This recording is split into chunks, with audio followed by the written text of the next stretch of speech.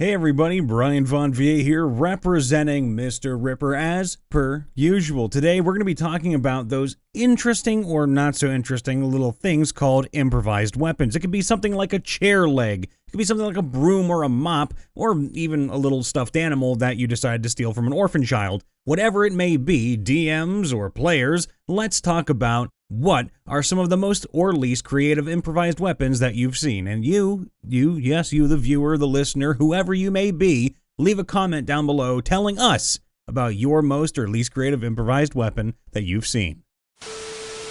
Sorcerer had a hobby as a chef, always carried a cast iron frying pan with him. Party went up against an adult white dragon and he ran out of spells. He has to use the frying pan as an improvised weapon, and he'd taken the feat earlier on. Rolled 2 nat 20s. The sorcerer killed the adult white dragon with his frying pan. Bing! So, my Goliath bard luchador, El Caldero de Sangre, has the Tavern Brawler feat, which makes him proficient with improvised weapons. However, the list of improvised weapons I ended up with probably weren't intended as such, but still got slammed into faces. A beer barrel thrown, an ornate, beautiful flagon. The DM delighted in describing how the pearls adorning it exploded in every direction in slow motion as El Cadero whacked a thug in the face with it. A table leg, used as a light mace. An adult boar. Caber tossed over the walls of his small fortress to wreak havoc. A mutant Sahuagin who lost a tug of war with his grappling hook and got turned into an amphibian wrecking ball. A cannon used as a heavy club. A perplexed turtle accountant thrown straight through a minotaur skeleton, exploding it. A knight of the Order of the Rose and Carmine swung against a companion knight as El Caldero yelled, "I'ma hit this pendejo with another pendejo." A brigand of the Bratas family. Let's do get help. Plates, which apparently count as large shurikens. A whole chicken coop, occupants included. If you thought of the throwable cuckoos in Legend of Zelda, you're not too far off.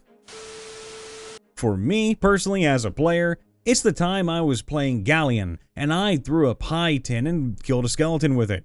The DM ruled I had proficiency with pie tins after that. The best improvised weapon story I've heard, though, was some DM who gave his party a folding boat, only to have them throw the whole ass boat at a group of enemies and say the command word to make it turn into a ship. He had to rule that the ship took damage each time they threw it on dry land, so they'd stop doing it again. I play as a monk, which means my attacks are considered magical for purpose of bypassing magical resistance. Well, during a combat with the avatar of the god of slavery from the goblin's pantheon, my monk became an improvised weapon when the avatar picked me up and used me as a weapon to attack one of my party members after we successfully disarmed him. DM said I counted as a magical weapon. I had a player who was playing a swashbuckler with a wooden leg. Party goes into a town and he gets a bit too handsy with the mayor's daughter, wink wink. Cue this player being dragged to prison, and while they're relieving him of his weapons, items, etc., he asked if he could roll to pull off his leg and bonk the guard on the head. He rolled really high and knocked the guard out. He proceeded to fight his way out of jail on one leg, using his peg leg as a weapon, just whacking guards over the head and rolling extremely well. I actually asked to see the die he was using because I thought it might be loaded, but it wasn't. TLDR. Peg-legged man fights his way out of prison with his peg leg. No one can stop One-Eyed Willie. Least. Need bludgeoning damage because that stone golem stops your sword from slashing it? Use the hilt as a bludgeon. Here's the most, though. I would like to rip off his arm. Okay, roll to grapple, then roll to attack. The Goliath fighter succeeds both rolls. I hit him with his arm. Okay, that'll have to be next turn. I action surge! Also, did you know, fun fact with Brian, you can actually use the hilt of a sword as a bludgeoning tool. In fact, they did that quite often in the medieval era.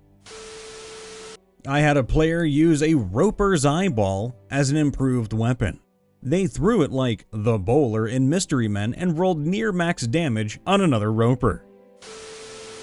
A ship's anchor. I had a paladin pick up and throw a crate at a bandit. I had him roll a strength check to see if he could pick it up and roll to hit with no modifiers, and he somehow rolled high enough on both and killed the bandit with it. Roundhouse kick to a gnome, knocking him out. Then picking up the unconscious gnome and throwing it across the room at the sputtering nobleman, resulting in a pile of unconsciousness and us having to flee the town. We played a short one-shot to test a new system. I was the DM and my best friend was the only player. He played a warrior, and in one of the first fights he lost his sword due to some bad luck. He rolled 3 critical fails. The next room of the dungeon was a kitchen. He asked me if he could search for a knife. I let him roll, and again he failed. I felt bad. He didn't have a weapon anymore. So I laughed and gave him a simple butter knife. In the next fight, he faced some goblins. Being basically unarmed, he tried to be smart and aim for the knees. And he rolled a critical hit and max damage. I let him roll again, and he rolled another crit. We weren't playing a very serious game since we were just testing out a new system, so I let him have fun with it and cut off the goblin's leg. He managed to do the same to the next goblin. Critical hit to the knee. After that, we named the damn knife Butcher and gave it extra damage against knees. He used it for the rest of the dungeon and fell in love with it. Our monk used a whole-ass alligator as a bludgeon, then discarded it to wield the severed tail of a giant scorpion. Our Goliath Barbarian has a cage that can resize, kind of works like a bag of holding, but air passes through and you can breathe. And it has it stuffed with pigs. When he needs to cause a little chaos, the party pours oil on the pigs, lights them on fire, and sends them in ahead of them as shock troops. This was a legit medieval tactic, by the way. Yeah, it was. And to this day, it's still a fucking disturbing one. One character used my character as a battering ram to get into another character's room. I suggested it, as a joke of course, but someone decided to do it, and I only took like 2 points of damage. We had a rogue and a barbarian who loved to hunt monsters. They decided the best way to fight more monsters was to split up from the party. You don't split the party, God! Since our DM increased the monster generation rate whenever there were fewer people together as a consequence for splitting up the party. And that's why you don't split the party. They split up with us quickly to head to a nearby town to restock on supplies after their break-off session. Along the way, the two ended up against a flesh golem that had lost its purpose and just wandered aimlessly around the country. Apparently, those two always had an improvised plan for whenever they came across trouble at inconvenient times, and worked like a hive mind. The rogue, who was completely out of weapons, tied a 3-joint, 200-foot rope to a python and rolled a non-natural 19 improvised attack roll to make a piercing throw through the golem's foot. Then the barbarian, who only had a single-pin locked splitter explosive, utilizing pieces of broken magic weapons he'd won in a competition a few sessions ago that our DM forgot about, tied his own rope to a grappling hook and rolled a nat 20 improvised attack roll to make a piercing throw into the golem's head, which incidentally went straight through the golem's head instead.